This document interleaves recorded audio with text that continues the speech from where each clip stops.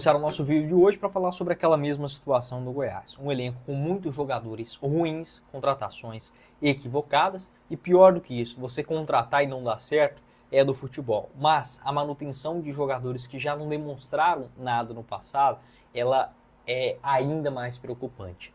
Eu entendo que o Goiás não vive o seu auge, eu entendo que o Goiás não tem a capacidade financeira do Flamengo, do Corinthians ou do São Paulo. Ok, mas eu vejo que o trabalho é mal feito. O Goiás ele faz um trabalho de qualquer jeito, os jogadores acabam repercutindo isso dentro de campo. Então é um time sem brilho, é um time sem alma e que vê o seu torcedor implorar, se debruçar às vezes em uma última expectativa nas arquibancadas, mas ao final do jogo o que acontece é o choro, tá? É o choro de revolta, de um Goiás do passado que não volta mais.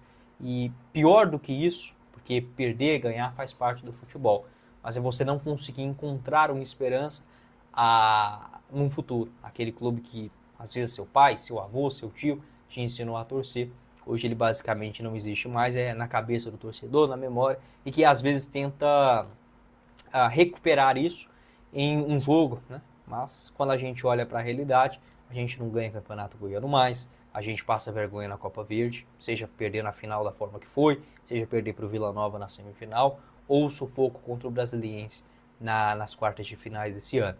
Seja também nos rebaixamentos na Série A de forma consecutiva. E a última coisa, a cereja do bolo que está faltando para o Goiás, é o rebaixamento para a Série C. Não duvido que a diretoria, os velhos dinossauros, consigam realizar o seu objetivo nesse ano. E com participações também de jogadores, como o senhor Marcão, que já não vem jogando nada nesta atual temporada, mas não sai do time. Por que que não sai? Porque o Goiás contrata de qualquer jeito. Tanto para o Marcão ser a solução, como também do Gonzalo Freitas, que é outro, idêntico, velho, pesado, fora de forma, que fez 11 jogos nessa temporada e fez ontem também um lindo gol, né, no futebol americano, errando o pênalti da maneira que foi. Então assim, o Goiás contratou 2 jogadores iguais e achou que seria a solução para a sua temporada. Um show de planejamento. Sobre o Marcão, a torcida acaba recuperando o áudio, né, onde o Marcão fala sobre alguns detalhes. O que eu tenho, tá? O que eu tive de informação naquele momento, o áudio ele vazou mais ou menos em dezembro, que virou aquela coisa toda. Dezembro, janeiro. O aconselhamento, o que a gente das mídias, vamos colocar assim, chegou no consenso, era o seguinte: o Goiás está fazendo um time aí, vamos tentar deixar essa história abaixo, vamos tentar não desmoralizar o torcedor com uma história do passado, já que essa fala do Marcão era mais ou menos ali de agosto, setembro do ano passado, com a saída do Galhardo. Mas assim, o jogador de fato desrespeitou a torcida. Alguns falavam, ele tá falando de um ou outro torcedor. Ok, eu acho que na hora da raiva qualquer coisa pode sair. E principalmente era uma conversa dele com um amigo, sei lá. Então essa história nem deveria ter vazado. Mas é um jogador que já demonstrou falta de respeito com o Goiás, com o seu torcedor, dentro e fora de campo. E ainda é titular. Né? Então assim, existe uma lista de dispensas que o Goiás ele precisa pensar seriamente. É claro que os 2 jogadores hoje mais perseguidos são o Marcão e o Messias. Para mim não são os 2 piores da temporada. O Messias, ele joga bem, mas ele falha demais. Né? Puxando aqui na memória, nessa temporada, o Messias falhou na estreia contra o Goiatuba. Se eu esquecer de algum, vocês podem deixar aqui embaixo na seção de comentários. O Messias também, se eu não estiver enganado, naquele jogo contra a Becate, é ele que não marca ali do primeiro pau. O Messias contra o... Foi contra quem mais, cara?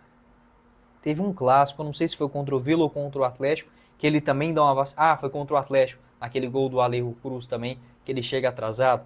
E ontem contra o Paysandu, um lance bizonho para o zagueiro, o último lance, o time todo no ataque, era uma jogada óbvia de você meter o pé ou a cabeça e mandar a bola para a lateral, para escanteio ou para onde o nariz estivesse apontando. Enfim, não é um jogador que eu descartaria para a Série B, mas para mim merece um banco de reservas. Vejo que o Mancini está com essa dificuldade de às vezes tentar dar uma chacoalhada no elenco, mudando algumas peças. Eu sei que as peças são ruins.